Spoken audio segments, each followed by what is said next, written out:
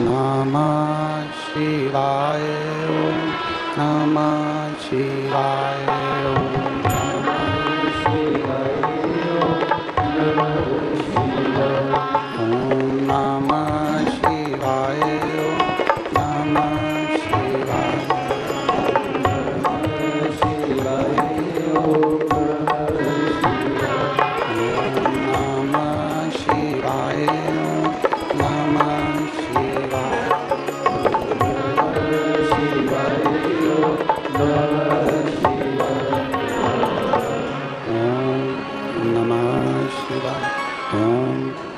नमः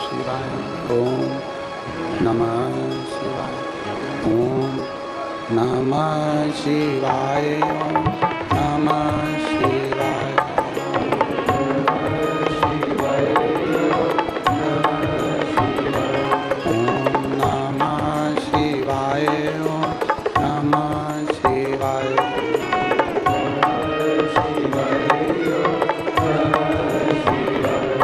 बोला नमः शिवाय बोला नमः शिवाय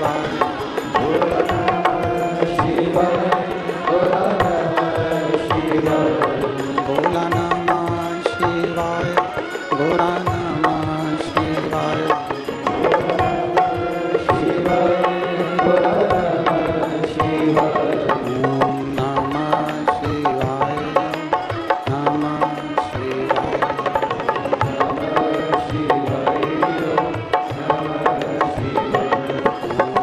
नमः शिवाय नमः शिवाय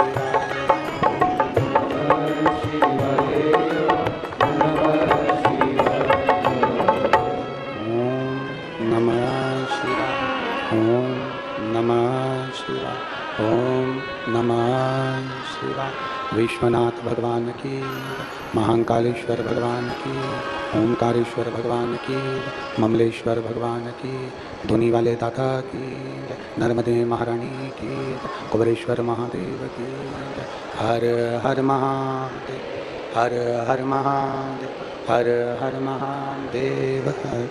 काशी विश्वनाथ ओगरदानी त्रिकालदर्शी कैलाशी अविनाशी भगवान शिव, जिनकी पुनीत पावन शिव महापुराण की कथा संपूर्ण विश्व के कल्याण हेतु बाबा देवादिदेव महादेव की कृपा से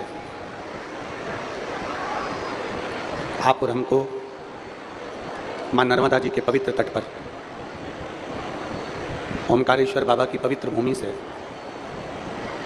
ये पवित्र शिव महापुराण की कथा श्रवण करने का सौभाग्य प्राप्त हुआ है।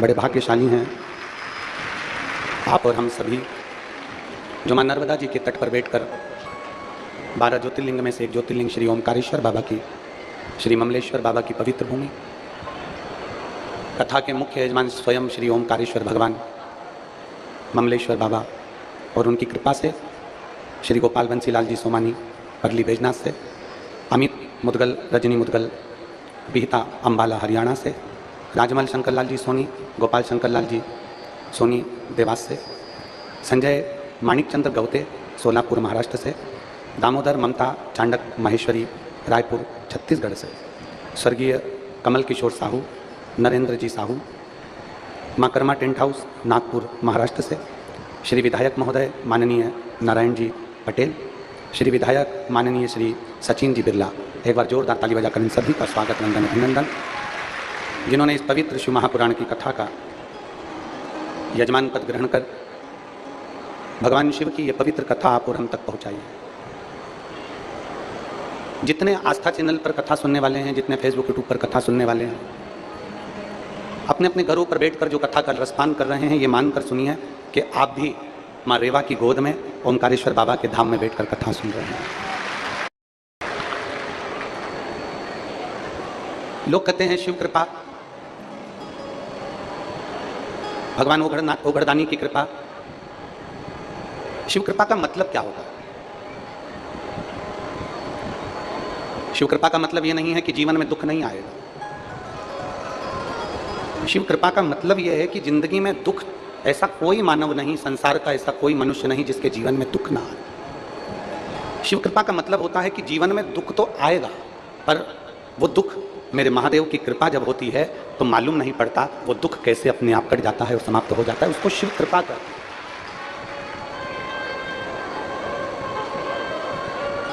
जिन ओंकारेश्वर भगवान की पवित्र भूमि पर हम बैठकर कथा सुन रहे हैं, जरा विचार करिएगा अपने भाग्य का। जिस भूमि पर मार्कंडेय ऋषि बैठकर धर्मराज युधिष्ठिर को कथा सुनाते हैं, जिस भूमि पर आकर अर्जुन भगवान शंकर को स्तुति कर याद करता है और भगवान शंकर को प्राकट्य होने के लिए कुछ संपूर्ण विश्व में यज्ञ करता, जो यज्ञ को भूल गए थे उस यज्ञ को कराने के लिए वापिस देवादिदेव महादेव को प्रकट करता। इंद्र के सारथी मातली भगवान शिव का जिस भूमि पर गुणगान करते हैं, जिस भूमि पर साधारण कोई संत नहीं, साधु नहीं, सन्यासी नहीं, तपस्वी नहीं, साधक नहीं, उपासक नहीं, जिस भूमि पर मां नर्मदा के तट पर भगवान ओमकारेश्वर की पवित्र भूमि पर अगर एक कंकर भी हमको मिलता है तो वो शंकर का प्रतिबिंब हो जाता है, तो यहां रहने वाला एक मनुष्य संत के बराबर हो जाता है। साधारण नहीं हो आप यदि कथा श्रवण करने के लिए आए हो तो मेरे देवादिदेव महादेव के कोई आपका संबंध पुराना होगा, कोई रिश्ता आपका और बाबा का पुराना होगा, जो मेरे ओमकारेश्वर बाबा ने आपको झाला देकर यहां बुलाकर कथा श्रवण करवा दी। बस शिव कथा कहती है, भगवान देवादिदेव महादेव का चरित्र कहता है। जितना अपने भरोसे को दृढ़ बनाते चले जाओगे उतना मेरे शंकर के करीब होते चले जाओगे।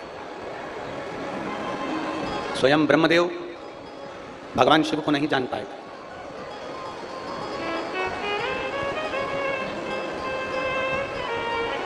ब्रह्मा जी भगवान शंकर को नहीं पहचान पाए, और नहीं पहचान पाए तो उन्होंने ब्रह्मदेव ने स्वयं भगवान नारायण से कह दिया था कि मुझे मेरे पिता का नाम मालूम है कि आप मेरे पिता हो, और क्या आपको आपके पिता का नाम मालूम है कि आपका पिता कौन है? क्या आपको मालूम है कि आपके पिता कौन है?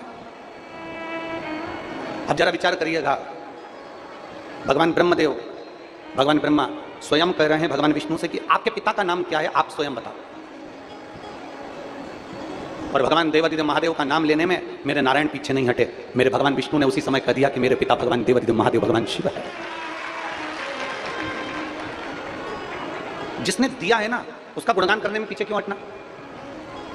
यहां पर ये हजारों पत्र आते हैं, आखिरी दिन आप लोग पत्रों का दर्शन करेंगे कि यहाँ इतने सारे पत्रों का ढेर लग जाता है, पत्र पत्र इकट्ठे हो जाते हैं। ये पत्र क्यों लिखते हैं लोग? क्योंकि उनको मालूम है जब भगवान नारायण अपने पिता का नाम भगवान विष्णु का, भगवान नारायण भगवान शिव का नाम लेने में पीछे नहीं हटते, ब्रह्मा जी अपने पिता का नाम लेने में पीछे नहीं हटते, जिसने दिया उसका नाम लेने में पीछे क्यों हटना? इसलिए लोग पत्र लिखकर भेजते हैं कि मेरे महादेव को जल चढ़ाने पर मुझे क्या फल की प्राप्ति हो, महादेव को जल समर्पित करने पर, मेरे महादेव का नाम स्मरण करने पर, मेरे महादेव को एक बेलपत्र समर्पित करने पर, मेरे शंकर के मंदिर जाने पर मुझे क्या फल की प्राप्ति हुई। और शंभु शरणे मांगू घड़ी रे दुख काटो दया करीने दर्शन को। शंभु शरणे मांगू घड़ी रे दुख काटो दया करीने दर्शन। जब तुम्हें महादेव दे, जब तुम पर महादेव कृपा कर दे, जब तुम पर देवादिदेव महादेव की करुणा हो जाए, तो उस समय पर समझना कि मैं अकेली नहीं, मेरे साथ में मेरा शंकर, मेरे साथ में मेरा देवादिदेव महादेव मेरे संग में चल रहा है। अच्छा, शिव जी को आप लोगों ने एक नाम सुना होगा, अपन सब भगवान शंकर को शिव शंभू भी कहते हैं। क्या बोलते हैं? जम के जरा बोलो, शिव शंभू। शंभू का मतलब क्या है? स्वयं भू। शंभू का मतलब क्या है? स्वयं प्रकट होने वाला, आजन्मा, मृत्यु से परे। मेरे राम जी महाराज को पृथ्वी पर आना पड़ा तो मेरे राम जी महाराज को वापस जाना पड़ा। मेरे भगवान कृष्ण को पृथ्वी पर आना पड़ा तो मेरे भगवान कृष्ण को वापस जाना पड़ा। साधु संत ब्राह्मण गुरुजन तपस्वी जन साधक जन उपासक जन और आप और हम, जब पृथ्वी पर कोई मनुष्य जन्म लेता है तो उसको वापस जाना पड़ता है। मानव का जन्म मिला है तो वापस जाना पड़ता है। पर मेरे देवादिदेव महादेव को कहा गया शिव शंभु। शंभु का मतलब है कि जो स्वयं प्रकट हुआ है, जो स्वयं सामने प्रकट हो गया, जो स्वयं है, जिसका कोई माता नहीं, जिसका कोई पिता नहीं और जिसका कोई शुरुआत से लेकर कोई अंत नहीं दिखता, वो स्वयं शिव शंभु स्वयं प्रकट होता है और अपने जनमानस का कल्याण करता है। स्वयं और शंभु शरण मांगो घड़ी रे घड़ी, दुख दया कर दर्शन, जो स्वयं प्रकट है, जो दुनिया का दुख हरने के लिए हमेशा निरंतर विराजमान है।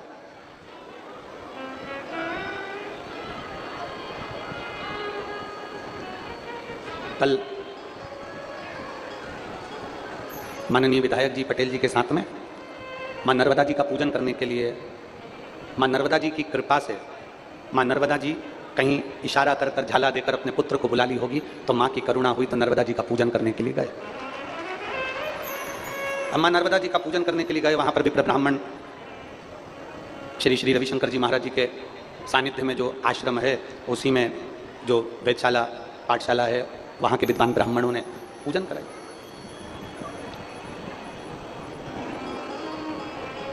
अब पूजन करते करते मां रेवा मैया की गोद में, मां रेवा जी के जल में, महारानी के उस आंचल में, मां रेवा मैया के जल के अंदर मछलियों का दर्शन हो रहा है। जरा ध्यान देना कथा पर, बहुत बहुत जो अनुभव किया वो बताने में कुछ नहीं जाता। रेवा मैया के आंचल में, रेवा मैया की गोद में, मेरी मां नर्मदा मैया की गोद में, मां रेवा के जल में मछलियों का दर्शन हो रहा था, छोटे छोटे जीवों का दर्शन हो रहा था। कोई मछली बड़ी थी, कोई मछली छोटी थी, कोई बहुत छोटा सा जीव था, कोई बड़ा जीव था, और वो रेवा मैया की गोद में अटखेलियां कर रहे थे।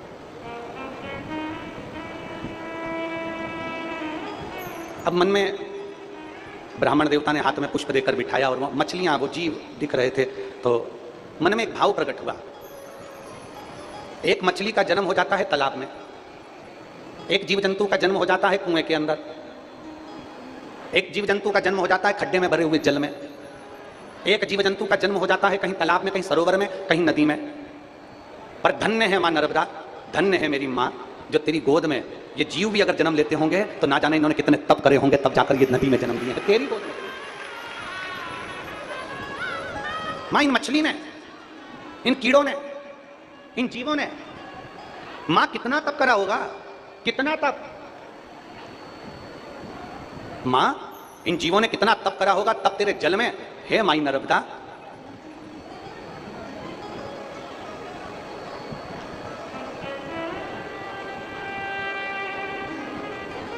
इन जीवों ने कितना तप करा होगा माई नर्मदा, इन जीवों ने कितनी साधना करी होगी और इन जीवों ने कितना तप करा होगा, हे माई नर्मदा, तब जाकर ये जीव तेरे जल में जन्म लिए, तेरे जल में।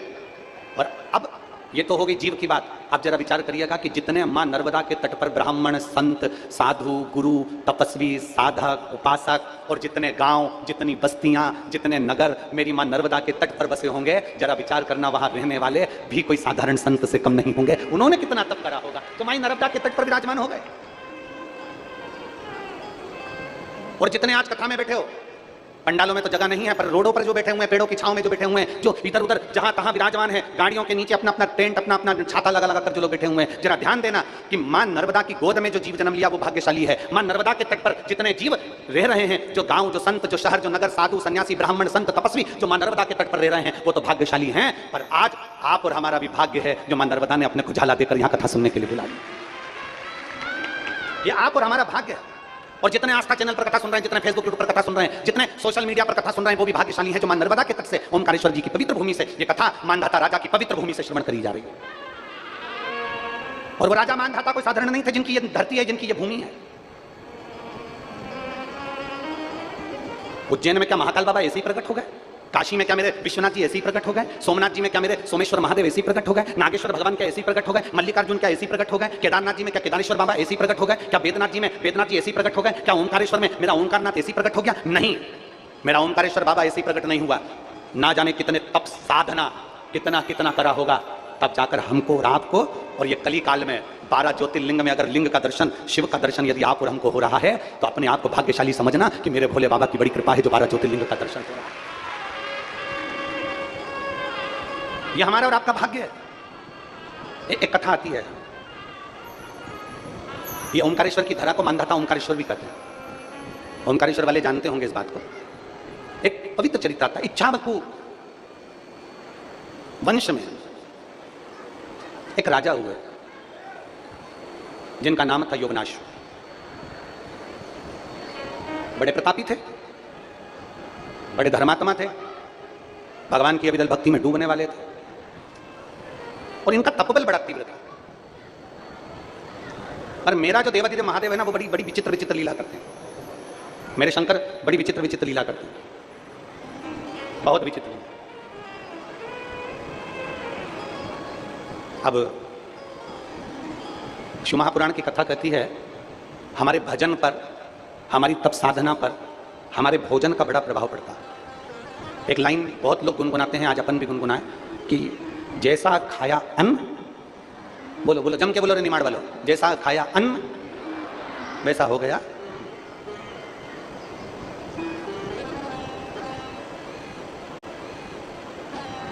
जैसा खाया अन्न वैसा हो गया।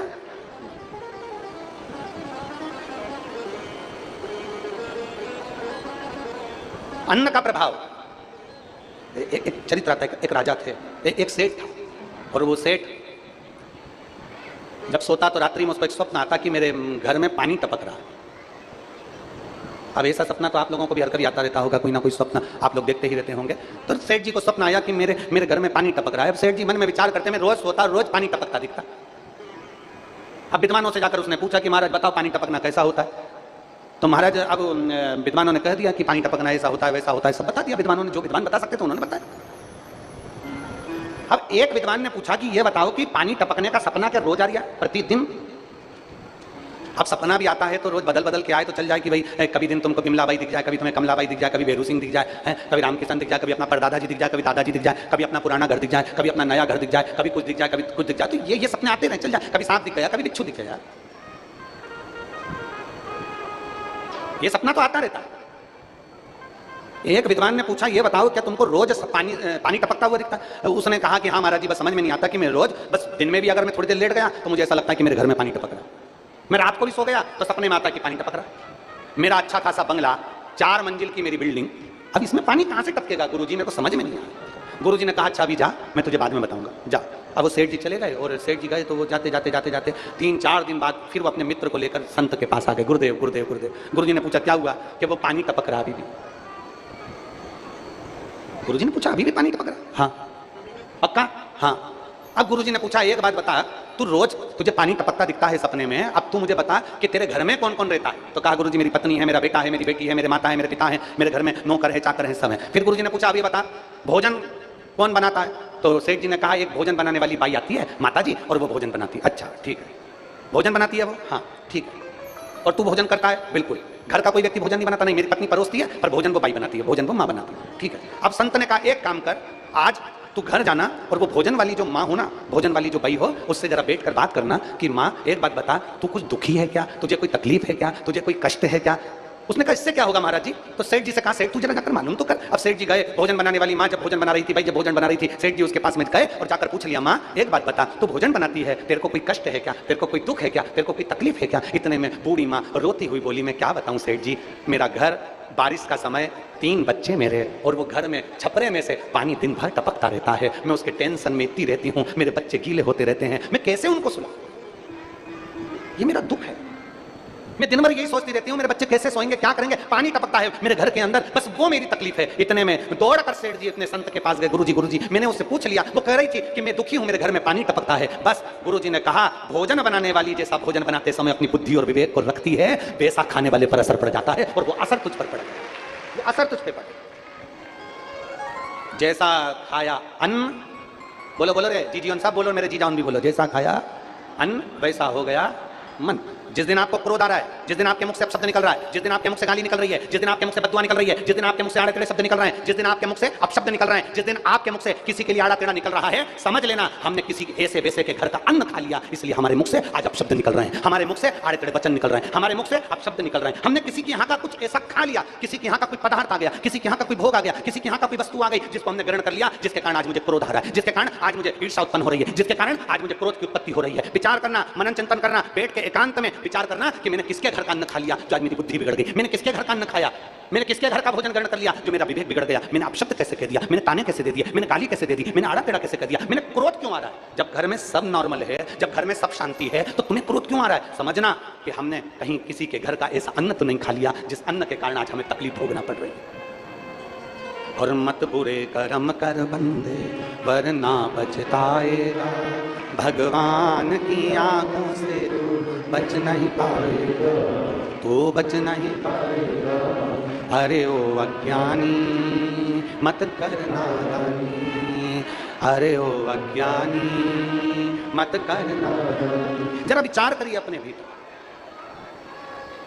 जरा अपने विचार करिए कि हम कौन सा अन्न ग्रहण कर रहे हैं। दो जगह बहुत ध्यान देना महाराज। आप ब्रज की रज में जाएं, मां यमुना जी का पान करिए। आप मां रेवा के तट पर जाएं, मां नर्मदा जी के जल का दर्शन और पान करिए।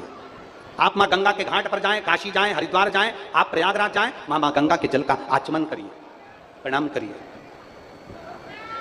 और किसी मंदिर में, किसी मंदिर में, किसी देवालय में, किसी शिवालय में, मेरे राम के मंदिर में, मेरे कृष्ण के मंदिर में, मेरे शंकर के मंदिर में, मेरे नारायण के मंदिर में, मेरे गुरुजन के मंदिर में, मेरे दत्त भगवान के मंदिर में, मेरे भगवान के मंदिर में, 33 कोटि देवताओं के मंदिर में, और किसी सतगुरु की शरणागति में, किसी संत की कहीं समाधि स्थल पर, किसी संत के दरवाजे पर, किसी संत के आश्रम पर, किसी संत के द्वार पर अगर पहुंचे तो दो चीजों का स्मरण करना। एक बार वहां की रज को अपने मस्तक जरूर चढ़ाना, और दूसरी बार वहां अगर पीने के लिए पानी मिल जाए, जल आचमन करने के लिए मिल जाए तो जल का आचमन जरूर करना। उससे हमारा मन, तन और बुद्धि पवित्र होती चली जाती है। उससे हमारा मन, उससे हमारी बुद्धि, हमारा तन पवित्र होते चले जाता है। मैं धन्यवाद दूंगा संपूर्ण ओमकारेश्वर के आसपास के सभी ग्रामीण वासियों को। खरगोन, खंडवा, मोरटक्का, चाहे उस पार नर्मदा जी के बसे हुए गांव हो, चाहे इस पार के सारे गांव हो, चाहे वो बूंदी हो, चाहे वो आसपास के सतवास हो, ये हो, सब आसपास के ग्रामीण वासियों को साधुवाद दूंगा कि मां नर्मदा जी के तट पर चल रही इस कथा में ऐसा कोई गांव का व्यक्ति नहीं है जिसने सहयोग नहीं करा। जगह जगह पानी के टैंकर लगा देना, जगह जगह नाद भर कर रख देना, जगह जगह पानी के प्याऊ की व्यवस्था कर देना, जगह जगह पानियों की व्यवस्था कर देना। और ऐसी व्यवस्था का दर्शन कल हमारे हमको किसी ने आश्रम पर सीहोर में मैसेज करा, और मैसेज कर कहा कि गुरुजी हम इतनी कथाओं में गए पर ओमकारेश्वर की कथा में जो गाँव के लोगों ने पानी की व्यवस्था और अन्य व्यवस्था करी, ऐसी व्यवस्था कहीं नहीं मिल पाई। धन्य है रे मां रेवा के तट पर रहने वाले ओमकारेश्वर के सारे ब्राह्मण, संत, साधु, सन्यासी, तपस्वी, साधक और सारे ग्रामीण वासियों को नमन करता हूं, प्रणाम करता हूं। मैं इस मां नर्मदा के तट पर रहने वाली मेरी जीजियों के चरणों को दंडवत करके प्रणाम करता हूं, नमन करता हूं कि मेरी बहनों ने अपने अपने घर के दरवाजे अपने अपने आए हुए मेहमानों के लिए खोल दिए। एक बार जोरदार ताली बजाओ मेरी इन बहनों के लिए। बहुत सारे धन्य है आप, साधुता है आप। धन्य है ग्रामीणवासी जिन्होंने ट्रैक्टर, ट्राली, टैंकर सब लगा रखे हैं लाइन से लेकर वहां तक। धन्यवाद। और मिला ये मानव का जो देह मिला है ना, मानव का जो शरीर मिला है ना, ये बड़ी मुश्किल से मिला है, बड़ी मुश्किल।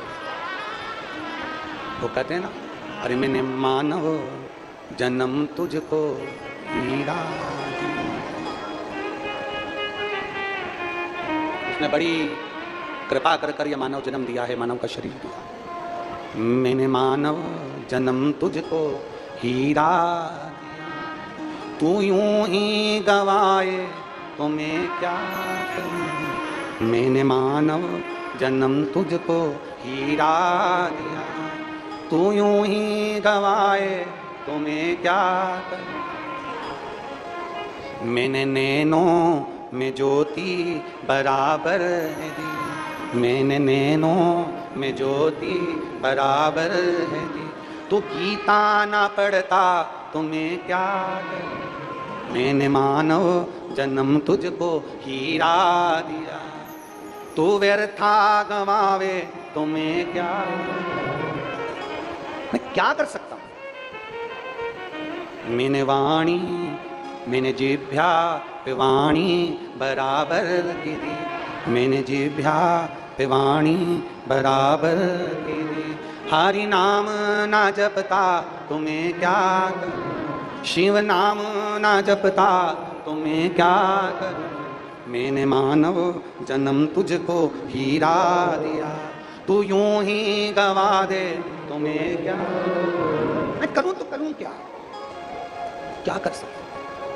कितनी मिन्नत से, कितनी प्रार्थना से, कितने भाव से, कितने दिल से, कितने निवेदन से, कितने कितने भाव से हाथ पैर जोड़कर भगवान ने ये मानव का शरीर दिया, और ये मानव का शरीर हमको मिला, और उस मानव के शरीर को हमने व्यर्थ गंवा दिया। तो उस शरीर का फिर मूल तत्व क्या, क्या मूल तत्व। इच्छावकु वंश में योनाश्व नामक एक राजा हुए। जिनका भजन प्रबल था, जिनकी भक्ति प्रबल थी, जिनका विश्वास प्रबल था, और जिनकी भक्ति, जिनका विश्वास, जिनका भरोसा प्रबल होता है, उस पर शिव की कृपा। एक पत्र है, देखिए।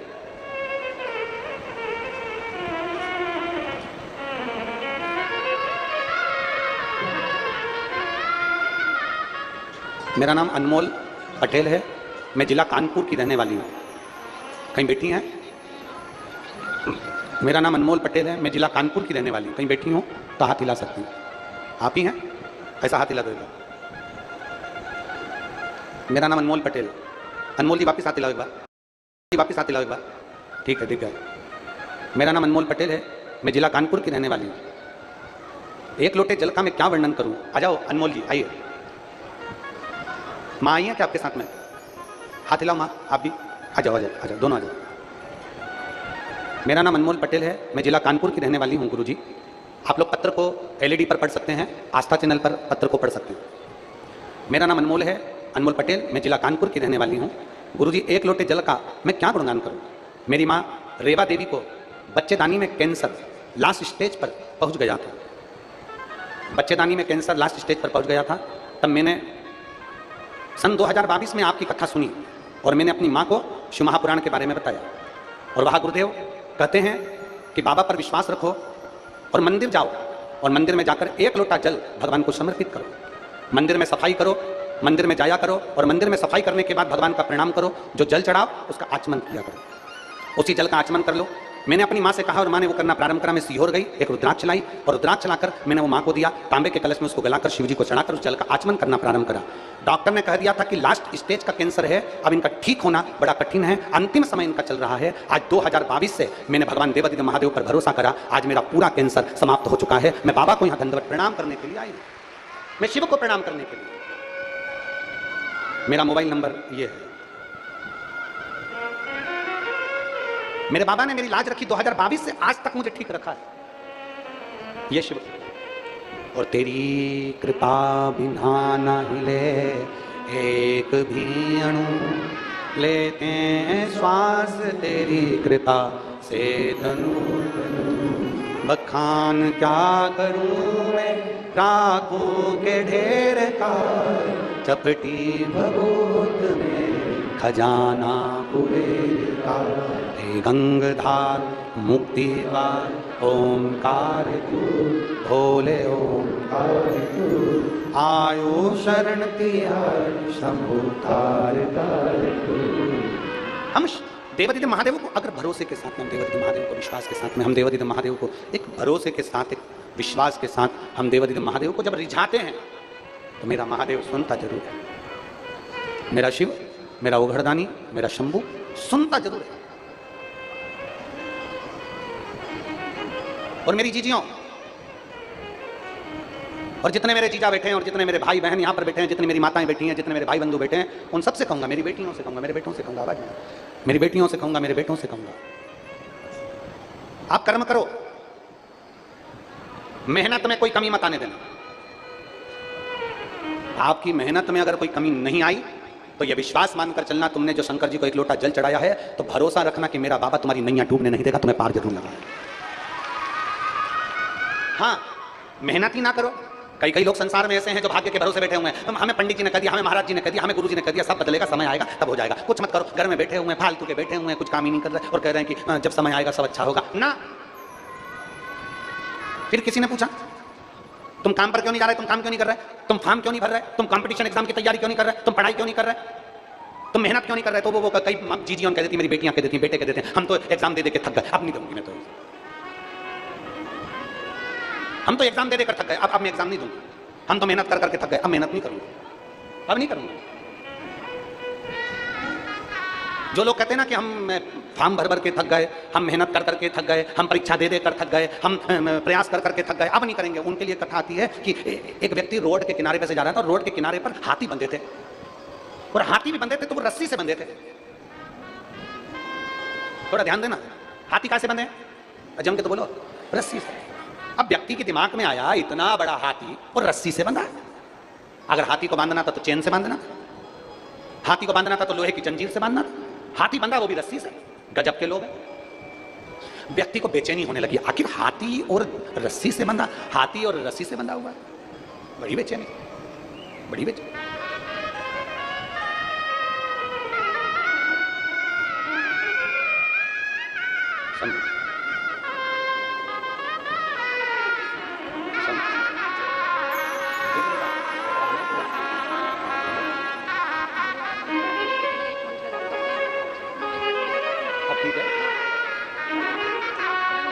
माँ कह रही हैं हम मंदिर जाते हैं, 2022 से कैंसर लास्ट स्टेज का था और डॉक्टर ने कह दिया था कि कुछ महीने की हूँ, और 22 से मंदिर जा रही हूँ और झाड़ू पोछा कर रही हूँ, आज मैं पूर्ण तरह से स्वस्थ हूँ। और खाली ना जाता कोई दर से तुम्हारे, मैं भी खड़ी हूँ। एक पत्र कल आया था, उस पत्र में एक बहन ने लिखा था कि मेरे बच्चे को एक ऐसी बीमारी हो गई जिस बीमारी का इलाज ना विदेश में है ना देश में।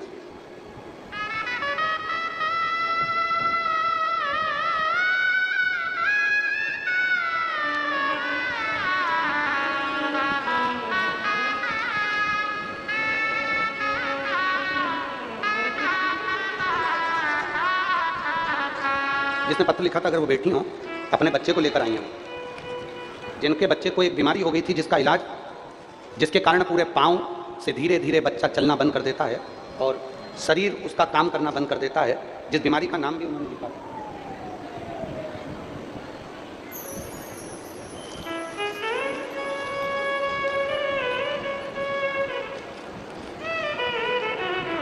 बेटियां कहीं उत्तर प्रदेश से कोई आई थी, अगर बेटी हो जिनके बच्चे को एक ऐसी, वो बीमारी का नाम हमारे स्मरण में नहीं आ रहा है, परंतु उन्होंने पत्र में लिखा था, कहीं बेटी हो तो हाथ हिला सकती हैं, अपने बच्चे को भी लेकर आई हैं।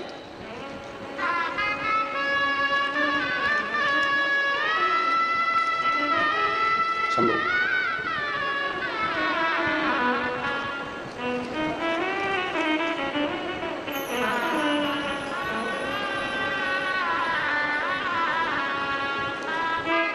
शंभो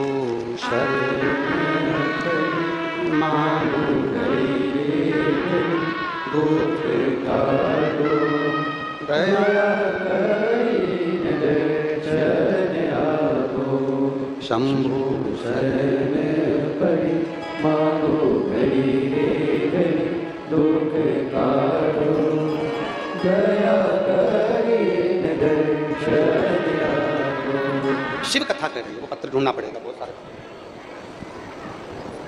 शिव कथा कर रही है, भगवान शंकर का संवाद कर। अगर वो कहीं बैठी हो तो अपने बच्चे को लेकर आ सकती है, वो पत्र ढूंढना पड़ेगा वो। तो उन्होंने पत्र में लिखा कि उस बीमारी का इलाज कहीं नहीं है, उसमें धीरे धीरे पांव काम करना बंद करते हैं, शरीर काम करना बंद करता है और बाद में वो पांव और शरीर पूरा काम करना बंद कर देता है। और मेरी बेटी ने, मेरे बच्चे ने चलना बंद कर दिया। और शिव के मंदिर में चढ़ा हुआ जल, शंकर के मंदिर में चढ़ी हुई बेलपत्र इतना प्रभाव कर गई कि मेरा बच्चा आज बाबा की कृपा से ठीक होकर इस पंडाल में आकर बैठा। उसने पत्र में लिखा। कहीं बैठे हो तो हाथ जरूर हिलाइएगा। ये शिव कृपा से, ये शंकर की, यहाँ कोई नहीं है। और शिव महापुराण की कथा फिर कहती है, दुनिया के लोगों पर भरोसा करोगे तो एक दिन वो भरोसा टूट जाएगा, पर मेरे महादेव पर भरोसा करोगे तो कभी जिंदगी में नहीं टूटेगा। वो भरोसा टूट ही नहीं सकता। आप किस पर भरोसा कर रहे हैं? आप किसके ऊपर विश्वास कर रहे हैं? आप किसके ऊपर भरोसा कर रहे हैं? आप किसके ऊपर भरोसा कर बैठे हो? किसके ऊपर भरोसा आप कर रहे हो? आपके ऊपर वो निर्भर करता है। आपका विश्वास किसके प्रति है वो आप पर निर्भर करता है।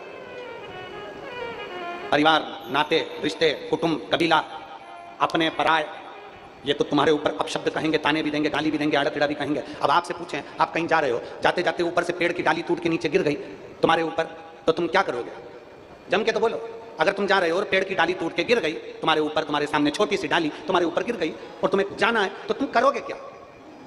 बोलो, जल्दी से बोलो, क्या करोगे?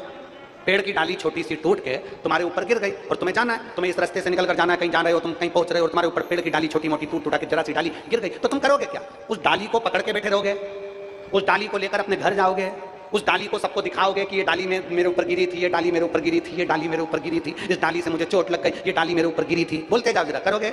नहीं। क्या करोगे? अगर पेड़ की डाली तुम्हारे ऊपर गिरी है, तुमने वो पेड़ की डाली को उठाकर एक कोने में फेंका और अपन अपनी मंजिल की ओर आगे बढ़ गए, अपने कार्य के लिए आगे बढ़ गए, अपन चलते चले गए, अपन जा रहे हैं, अपन अपनी मंजिल की ओर बढ़ते चले जा रहे हैं। अब तुम में से कोई ऐसा है कि वो पेड़ की डाली को साइकिल पे मान लेगा, मोटरसाइकिल पे मान लेगा, गाड़ी में रख लेगा कि ये डाली मेरे